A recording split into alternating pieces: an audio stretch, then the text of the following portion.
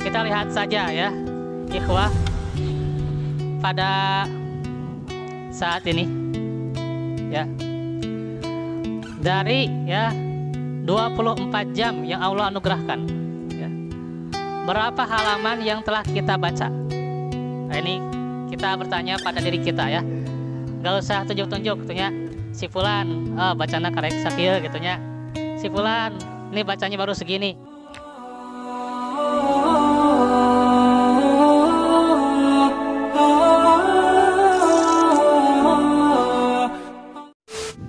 Alhamdulillah, hamdan katsiran thayyiban mubarakan fi mubarakan alaih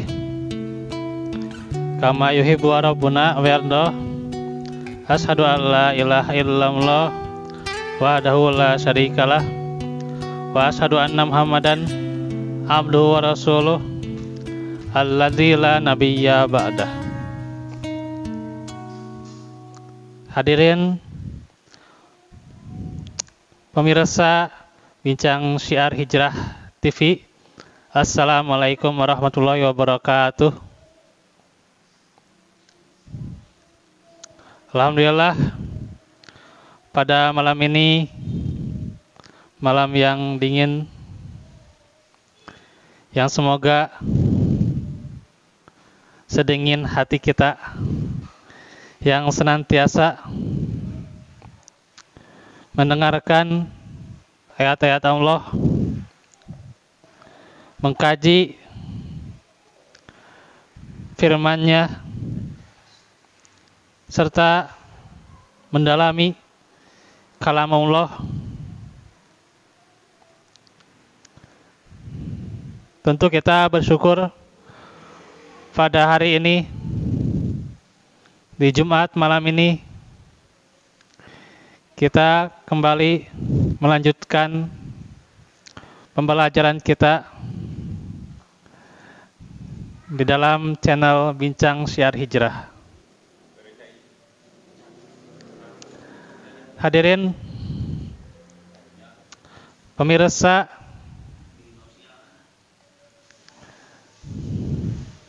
tentunya juga bagaimana kita telah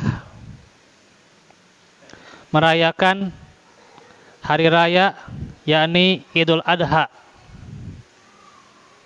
Tentunya bagaimana asar dari Idul Adha adalah keikhlasan, yang tentunya ikhlas ini adalah asas diterimanya amal kita, serta tentunya keikhlasan ini harus senantiasa dengan tuntunan, yakni petunjuk Al-Quran. Al-Quran merupakan tuntunan kita yang terbaik, sehingga seorang hamba dengan tuntunan Al-Quran, maka Allah akan berikan petunjuk, akan berikan furqan, bagaimana seorang hamba bisa membedakan antara yang hak dengan yang batil dengan Al-Quran.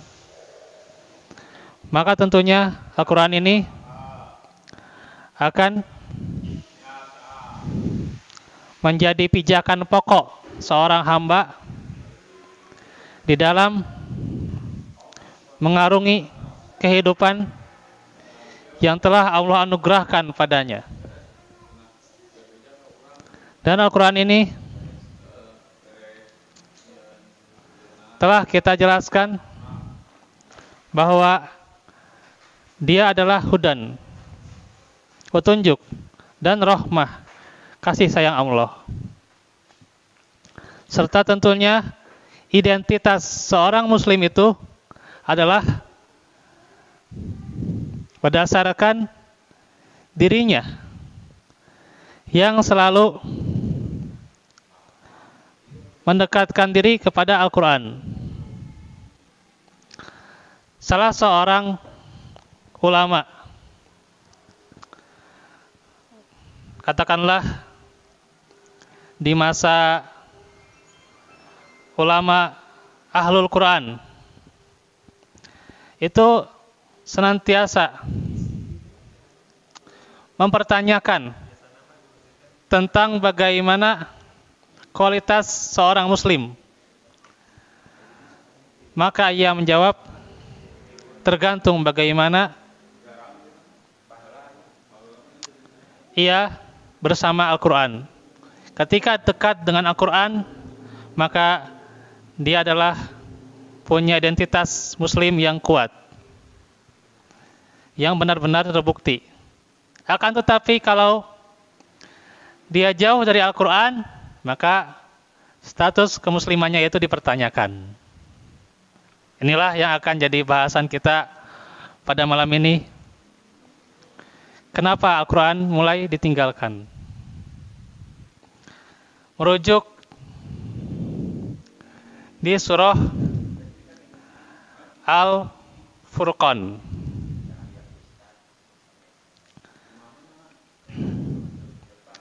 Yakni ayat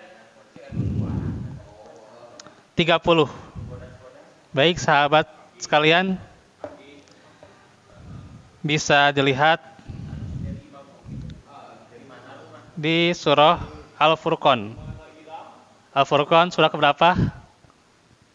Surah ke-25 ya, gitu. Ayatnya ke-30. Tentang bagaimana Rasulullah Sallallahu Alaihi Wasallam itu mengadu kepada Allah Subhanahu Wa Taala.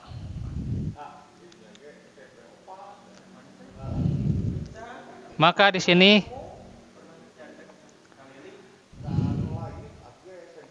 Rasulullah hendak melaporkan pula keadaan kaumnya, keadaan umatnya. Telah berfirman Allah Subhanahu wa taala menyebutkan pengaduan itu. Wa qala Rasul ya Rabbi inna qaumit takhazu hadal Qur'ana mahjura.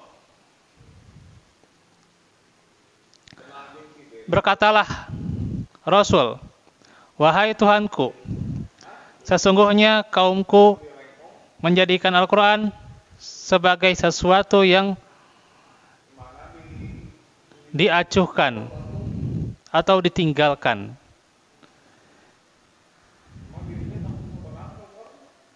Itulah bagaimana Rasul berdoa dan mengeluhkan kepada Rabb, kepada Allah, serta menyayangkan tentang sikap keadaan kaumnya yang malah berpaling dari Al-Quran. Kita lihat saja ya, ikhwah, pada saat ini ya, dari ya 24 jam yang Allah anugerahkan ya, berapa halaman yang telah kita baca? Nah, ini kita bertanya pada diri kita ya. Gak usah tunjuk-tunjuk tuhnya si fulan, oh bacana karek sakieu gitunya. Si fulan ini bacanya baru segini tuh ya. Jangan tunjuk-tunjuk tuh ya. Cukup diri kita yang bermuhasabah.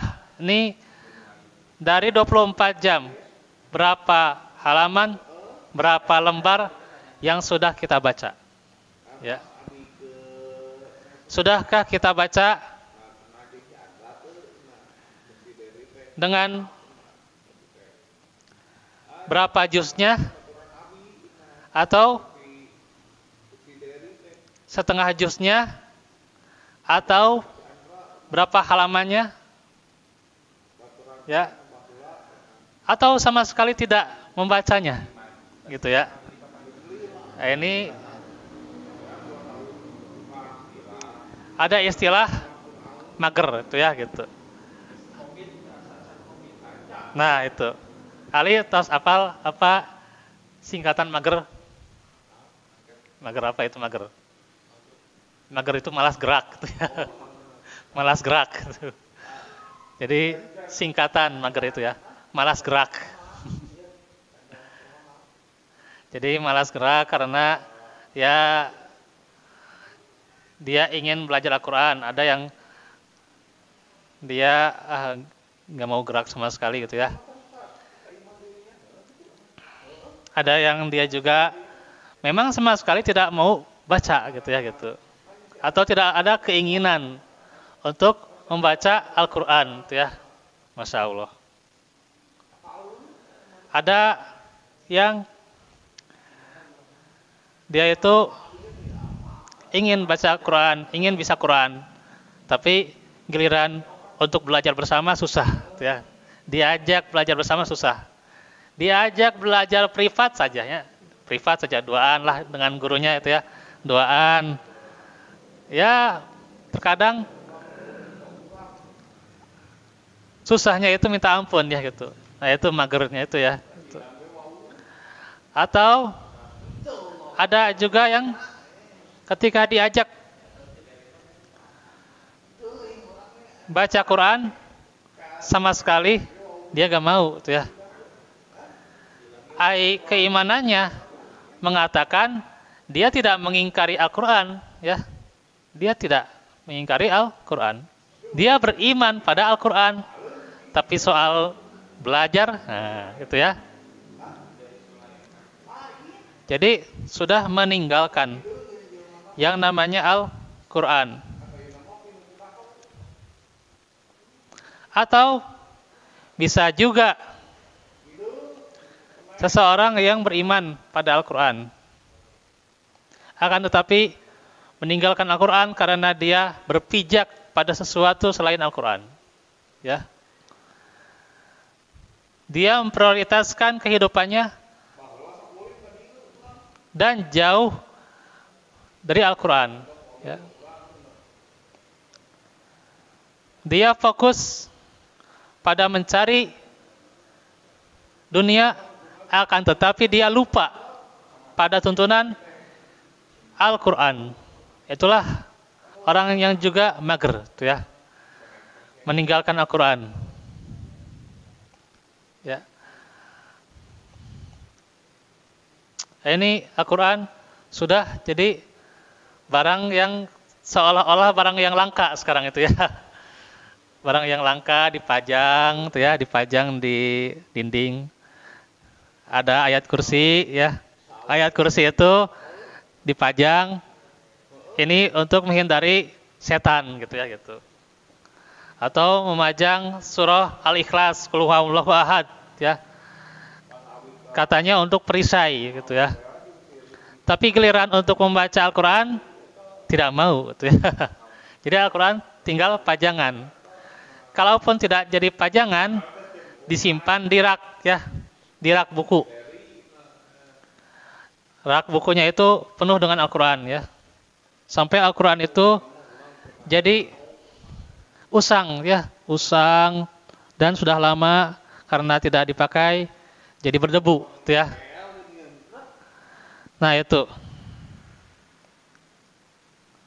sehingga sangat disayangkan tuh ya, dia punya Al-Quran, jangankan di rumahnya, di masjid-masjid ya punya Al-Quran, berpuluh-puluh bahkan beratus-ratus Al-Quran tuh ya, yang baca itu cuman 5 orang ya, 10 orang gitu ya. Itu. Bahkan ya kalau seseorang dihadapkan pada halaqah Al-Qur'an, nah itu ya banyak sekali mereka yang mundur dari halaqah Al-Qur'an. Masya Allah ya. Jadi belajar Al-Qur'an sudah ditinggalkan. Masya Allah. Inilah di zaman sekarang bisa jadi juga karena prioritas mencari dunia yang kelabakan ya gitu. Kenapa dicari dekat jaba butuh teh gitunya. Dicari ya gitu. Buat makan, buat sehari-hari itu ya. Karena butuh teh gitu ya. Nah itu. Atau sudah dia tinggalkan Al-Quran tapi dia berpijak pada sosmed. Nah gitu ya gitu. Pijaknya ke sosmed. Dia malas membaca Al-Quran. Atau dia berpaling pada sosmed, yang penting saya dengar Al-Quran lah gitu ya. Yang penting saya tidak lepas dari Al-Quran, biarin gak baca juga, gitu kan gitu. Bahasanya bisa gitu. Jadi banyak sekali lah perilaku dari mager ya, mager pada Al-Quran. Padahal Rasul itu diutus ya untuk menerangkan petunjuk dan menyampaikan risalah kepada mereka ya, pada kaumnya. Akan tetapi mereka meninggalkan dan mengabaikannya. Padahal yang wajib bagi mereka adalah tunduk patuh kepada Al-Quran ya, mendatangi hukum-hukumnya, mempelajarinya, dan berjalan mengikutinya. Itulah bagaimana kewajiban kita pada Al-Quran ya, termasuk juga membaca ya, kemudian juga memahami ya, tadabbur, kemudian membuahkan amalan. Maka orang yang mengamalkan pasti harus mengajarkan Al-Quran itu ya, sesuai dengan kemampuannya bagaimana mengajarkan Al-Quran ya. Akan tetapi kata Ibnul Qayyim rahimahullah, termasuk juga orang yang meninggalkan Al-Quran adalah orang yang tidak membacanya ya, orang yang tidak mendalaminya, orang yang tidak mengamalkannya, orang yang tidak mengajarkannya, dan juga orang yang tidak menjadikan Al-Quran sebagai syifa, sebagai penyembuhnya gitu ya. Itulah orang yang meninggalkan Al-Quran. Akan tetapi pada saat ini pula, kenapa Al-Quran ditinggalkan? Bukankah Al-Quran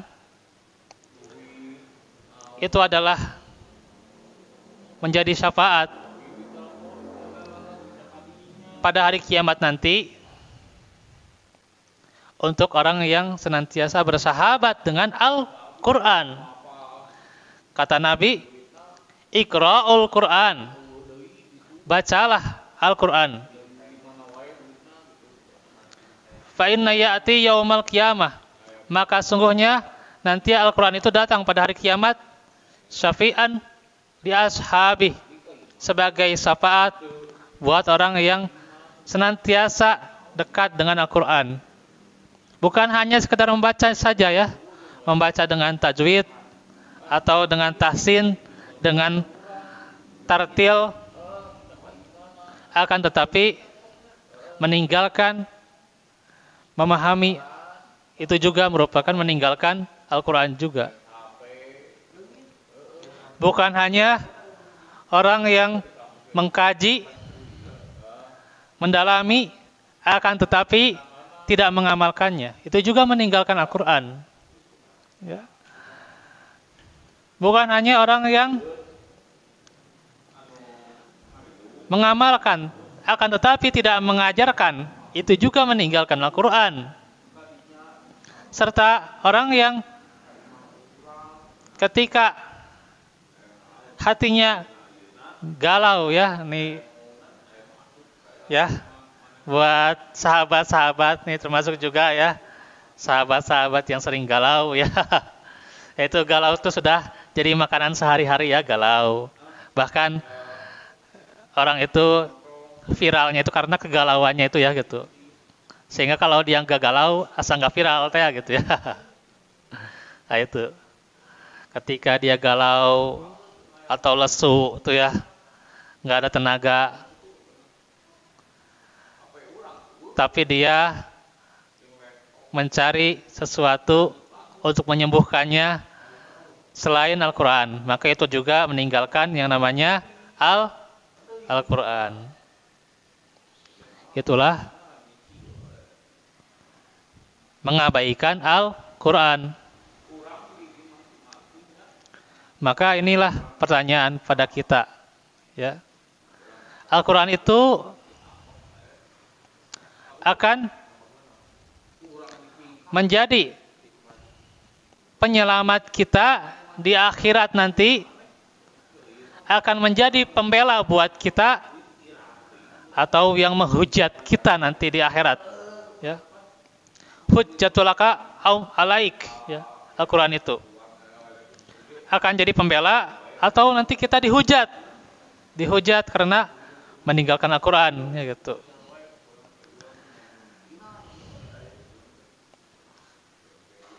Tentunya kalau kita ingin selamat di akhirat nanti, yang tidak ada syafaat kecuali orang yang diizinkannya, sudah sepantasnya kita dekat dengan Al-Quran. Sudah waktunya kita belajar Al-Quran. Jangan sampai mager dari Al-Quran, apalagi meninggalkan Al-Quran itu sendiri. Waktu kita atau hati kita sangat disayangkan ketika jauh dari Al-Quran, atau diri kita sangat disayangkan kalau meninggalkan Al-Quran. Suatu saat nanti Al-Quran benar-benar akan menjadi teman buat kita ketika dekat dengan Al-Quran. Karenanya di dunia harus kita dekat dengan Al-Quran. Quran jadi sahabat kita. Bahkan ada masalah apa, kita baca Al-Quran. Baca saja Al-Quran, ya. Baca saja. Minimal ketika baca Al-Quran kita tenang hati kita, ya. Tenang jiwa kita. Oh, kita kurang apa di dunia ini? Kurang ekonomi, oke lah kita baca aja Al-Quran. Minimal ada ketenangan. Atau Al-Quran kita baca dan kita mendapatkan solusi. Solusi apa? Solusi bagaimana seorang muslim harus bersabar, bagaimana seorang muslim harus senantiasa berinfak, atau senantiasa juga dia ikhlas, ridho akan takdir Allah. Maka Al-Quran jadi solusi buat dia. Atau ketika hatinya lagi sakit, hatinya lagi perih, galau, diputusin pacar, nah, itunya. Ya. Atau jangan-jangan ada masalah sama kerabat dengan sohib kita baca Al-Quran. Disitulah Al-Quran akan menjadi jawaban kita, ya. Tentunya yang lebih tinggi lagi bagaimana Al-Quran akan menjadi penguat kita dalam beribadah kepada Allah Subhanahu wa Ta'ala. Karenanya sudah saatnya kita senantiasa mengikuti tuntunan Al-Quran, maka Allah akan tunjukkan bagaimana ruang lingkupnya dalam beribadah, dengan kaifiat yang terbaik di sisinya. Demikian mungkin ini adalah renungan buat kita pada malam ini terhadap Al-Quran. Semoga menjadi penyemangat serta menjadi ibrah buat kita, serta hikmah buat kita agar senantiasa dekat dengan Al-Quran dan menjadikan Al-Quran sebagai sahabat kita. Rabbana atina fid dunya hasanah wa fil akhirati hasanah wa qina azabannar. Aqul qouli hadza wa astaghfirullah li wa lakum. Wassalamualaikum warahmatullahi wabarakatuh.